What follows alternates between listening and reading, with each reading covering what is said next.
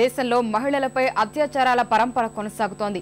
ఢిల్లీ కీచక పర్వంపై ప్రజాగ్రహం చల్లారకముందే రోజుకో ఉదంతం వెలుగు చూస్తోంది.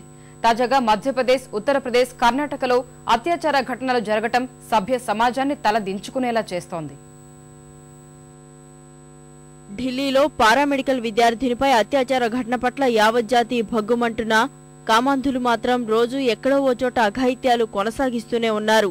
తాజాగా మధ్యప్రదేశ్లోని కజరానాలో 45 ఏళ్ల వితంతుపై అదే ప్రాంతంలో ఉండే 2 పాల వ్యాపారులు అత్యాచారానికి పాల్పడ్డారు. నిందితులిద్దరిని పోలీసులు అదుపులోకి తీసుకున్నారు. ఇక ఇదే రాష్ట్రానికి చెందిన బెంగాళీ చౌరహా అనే ప్రాంతంలో భూస్వామి రూప్ కిషోర్ పక్కింటి మహిళపై అత్యాచారం చేసి పరారయ్యాడు. బాధితురాల్ని వైద్య పరీక్షలకు పంపారు. वो किराए के मकान की तलाश कर रही थी। 2 लोगों से इनकी बात हुई और उन्होंने कहा कि हम आपको मकान दिखा देते हैं।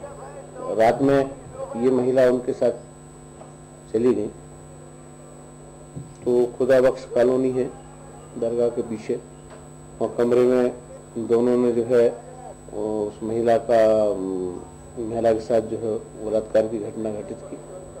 రైల్లో జరిగే అరాచకాలను అడ్డుకోవాల్సిన టికెట్ పరిశీలకుడే విద్యార్థినులపై కన్నేసిన ఘటన ఉత్తరప్రదేశ్లో వెలుగు చూసింది. 3 విద్యార్థినులు సెలవుల్లో భాగంగా రైల్లో ఢిల్లీ నుంచి గోరఖ్పూర్ వెళ్తుండగా టీటీఈ అసభ్యకరంగా ప్రవర్తించడమే గాక అత్యాచార యత్నం చేశాడని బాధితులు పోలీసులకు ఫిర్యాదు చేశారు.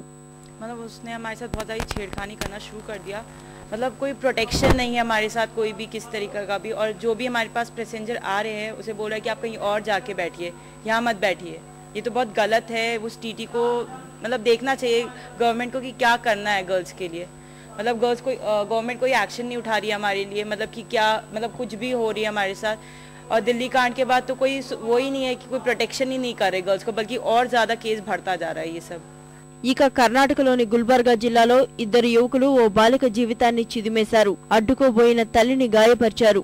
బాలికను వైద్యం కోసం గుల్బర్గా ఆసుపత్రికి తరలించారు. కేసు పట్ల నిర్లక్ష్యం వహించిన ఇన్స్పెక్టర్తో పాటు 3 పోలీసులను ఉన్నతాధికారులు సస్పెండ్ చేశారు. గుజరాత్లోని ఊంజా ప్రాంతంలో 37 ఏళ్ల మహిళను 2 గుర్తు తెలియని వ్యక్తులు అత్యాచారం చేశారు. సహచరుడితో వాహనంపై వెళ్తుండగా ఆపి దౌర్జన్యం చేశారు. ఆమె సన్నిహితుడిని చితకబాదారు.